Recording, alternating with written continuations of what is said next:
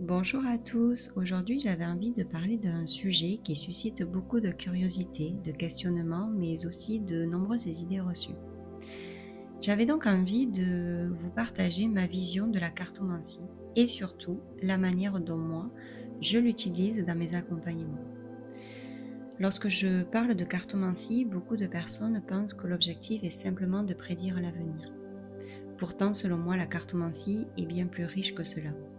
C'est un outil extraordinaire de connaissance de soi. Les cartes mettent en lumière ce que nous vivons intérieurement. Elles révèlent parfois des émotions, des blocages, des ressources ou des fonctionnements dont nous n'avons pas toujours pleinement conscience. Elles permettent de prendre du recul sur une situation et d'éclairer ce qui a besoin d'être vu. C'est précisément pour cette raison que j'aime travailler avec les cartes. Il y a un point qui me semble fondamental, les cartes ne décident jamais à notre place. Elles montrent une dynamique, une énergie, une tendance à un instant donné. Elles nous invitent à réfléchir, à comprendre ce qui est en train de se jouer, mais elles ne retirent jamais à une personne son pouvoir de choisir.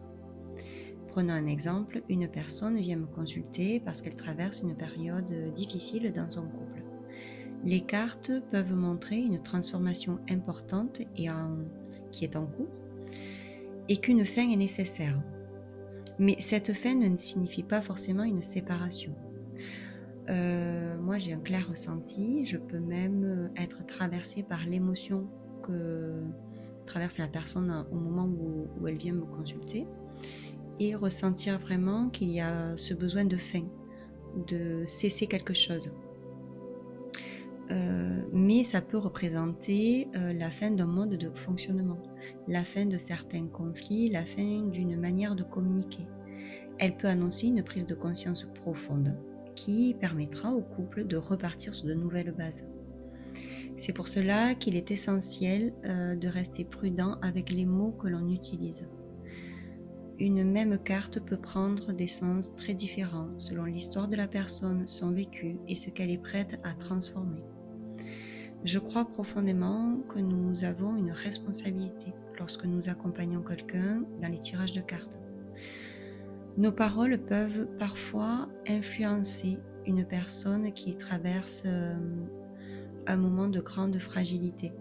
C'est pourquoi je fais toujours très attention à ne jamais enfermer quelqu'un dans ce que je vais lui dire. Au contraire, j'ai envie de lui redonner son pouvoir, de lui en faire prendre conscience en tout cas, parce que je suis convaincue que nous possédons tous en nous une intuition, un ressenti. Lorsque nous sommes envahis par le doute, la peur ou les émotions, nous avons simplement plus de mal à y accéder. Pour moi, les cartes ne remplacent jamais cette voix intérieure. Elles servent à la remettre en lumière.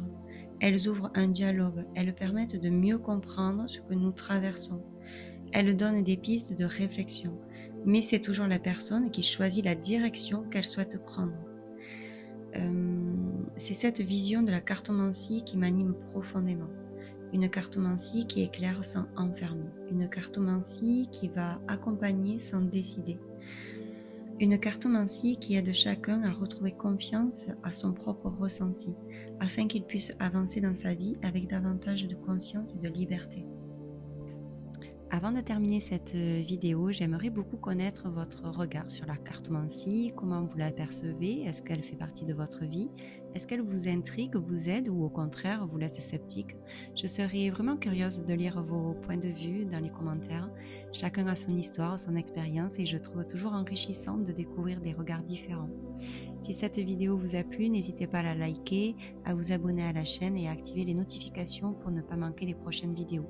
Je vous souhaite une très belle journée, prenez soin de vous et à très bientôt.